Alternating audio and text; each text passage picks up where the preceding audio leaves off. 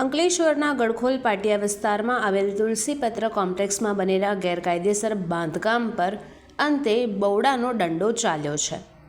ભરૂચ અંકલેશ્વર શહેરી વિકાસ સત્તામંડળે પરવાનગી વગર ઊભું કરાયેલ કુલ 8 દુકાનોને સીલ કરી કાર્યવાહી હાથ ધરી. પ્રાપ્ત વિગતો અનુસાર બિલ્ડરે કોઈપણ અધિકૃત મંજૂરી વિના દુકાનો બાંધીને વેચાણ કરી નાખી હતી. ફરિયાદ મળતા જ બૌડાની ટીમ ઘટના સ્થળે પહોંચી પ્રથમ તબક્કે દુકાનદારોને પોતાના દુકાનોમાંથી માલસામાન ખસેડવા સમય આપવામાં આવ્યો હતો, જેના આધારે વેપારીઓએ તમામ માલસામાન સલામત રીતે બહાર કાઢી લીધો હતો.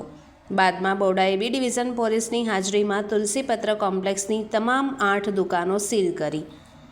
શહેરી વિકાસ સત્તામંડળની આ સખત કાર્યવાહીથી ગેરકાયદેસર બાંધકામમાં સંકળાયેલા તત્વોમાં ભય અને ભાગદોડ મચી ગઈ છે. તંત્રનો સ્પષ્ટ સંદેશ છે કે અંકલેશ્વર અને આસપાસના વિસ્તારોમાં કોઈપણ પ્રકારનું પરવાનગી વગરનું બાંધકામ સહન કરવામાં નહીં આવે.